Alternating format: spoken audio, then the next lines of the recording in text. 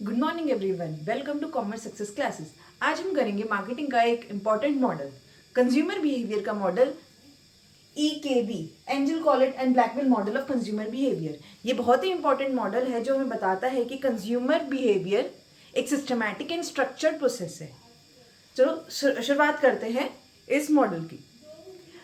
इस मॉडल में 5 स्टेजेस आती हैं। ये 5 स्टेजेस हमें ये दिखाती हैं जो कंज्यूमर है वो पैनिकली या ऑटोमेटिकली परचेज नहीं करता, वो परचेज करने से पहले सोचता है। जनरली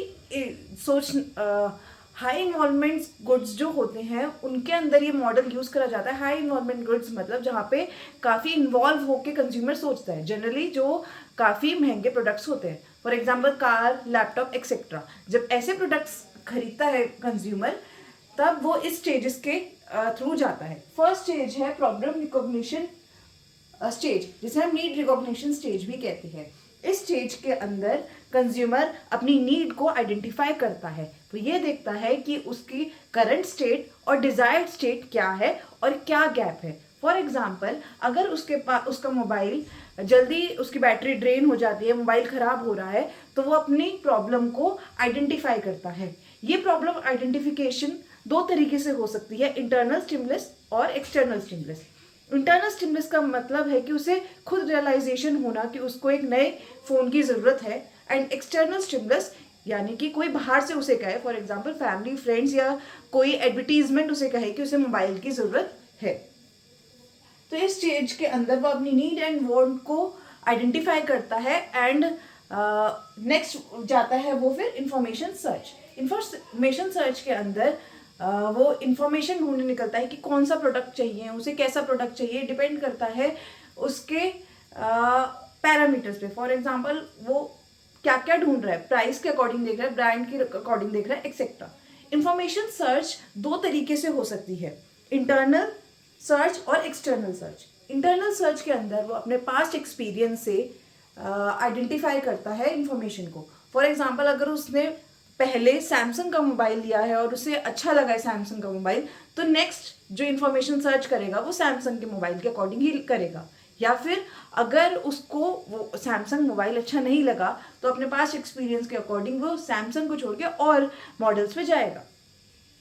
दूसरा होता है एक्सटर्नल सर्च। एक्सटर्नल सर्च के अंदर वो family, friends, YouTube, ads, reviews, इन सबको देखता है और आइडेंटिफाई करता है सर्चेस को, इंफॉर्मेशन को गैदर करता है। नेक्स्ट आता है इवैल्यूएशन ऑफ ऑल्टरनेटिव्स। जो जो उसने अपने ऑल्टरनेटिव्स निकाले हैं, जो जो इन्फॉर्मेशन उसने सर्च करी है, उसको देन सिस्टमैटिकली इवैल्यूएट करा जाता है based on different of parameters. For example price, status, brand, quality, availability etcetera. For example उसने आइडेंटिफाई करे कि mobile phone Samsung, Vivo, iPhone इन सब के आ रहे हैं, देन वो अपने अपने पैरामीटर्स के अकॉर्डिंग इनको कैटेगराइज करेगा।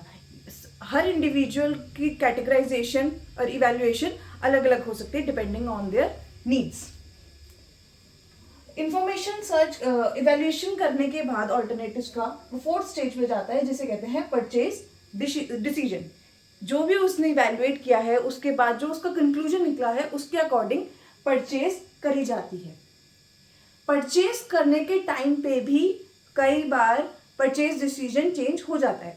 फॉर एग्जाम्पल, अगर ब्रांड ए चूज करा है कंज्यूमर ने एंड जब वो शॉप पे गया वहाँ पे ब्रांड ए का प्रोडक्ट मिला ही नहीं, ब्रांड बी का प्रोडक्ट हाईली डिस्काउंटेड रेट पे मिल रहा था, तो एट द लास्ट मोमेंट भी वो अपना परचेज डिसीजन चेंज कर सकता है।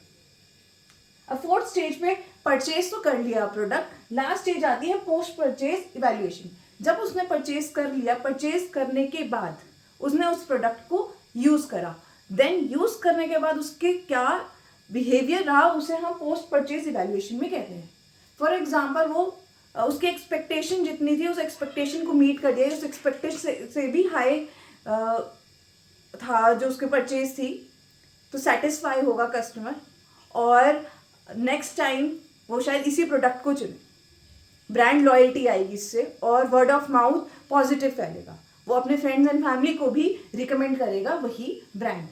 पर अगर प्रोडक्ट अच्छा नहीं है, वो डिससेटिस्फाई है, तो इससे ब्रांड लॉयल्टी नहीं आएगी, ब्रांड स्विचिंग होगी, वर्ड ऑफ माउथ नेगेटिव आएगा। तो ये पूरा एक स्टेप्स बताते हैं कि प्रोडक्ट कैसे परचेज करा जाता है एंड कंज्यूमर का क्या बिहेवियर होता है। ये मॉडल सिर्फ कंज्यूमर तक लिमिटेड नहीं है, ये मार्केटर्स के लिए भी बहुत इंपॉर्टेंट है। मार्केटर अगर ये आइडेंटिफाई कर ले कि उसका कंज्यूमर कौन से स्टेज पे है, तो वो और अपनी प्रैक्टिसेस को कर सकता है। फॉर एग्जाम्पल, अगर इवेल्यूएशन स्टेज पे है कंज्यूमर, तो जो मार्केटर है वो कंपैरिजन दिखा सकता है अलग अलग ब्रांड्स का, जिससे कंज्यूमर को हेल्प मिल जाए और उस ब्रांड को प्रेफरेंस मिले, या फिर अपनी आफ्टर सेल सर्विस को बेटर करके पोस्ट परचेज इवैल्यूएशन को बेटर बना सकता है। तो EKB मॉडल सिर्फ कंज्यूमर्स के लिए नहीं, मार्केटर्स के लिए भी काफ़ी ज़्यादा इम्पॉर्टेंट है। मिलते हैं नेक्स्ट क्लास में।